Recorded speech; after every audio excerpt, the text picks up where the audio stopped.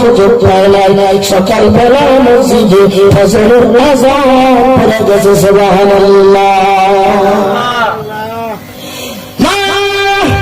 দেখে বলছে বাবা তুই কই? বলে আমি জানলার কাছে। বলে ওখানে কেন?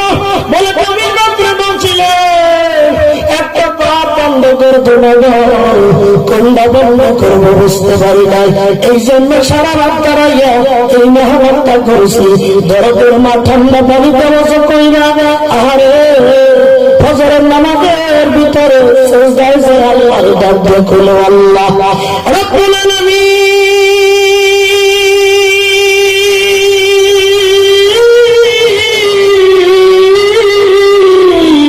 আমার ছেলে আমার জন্য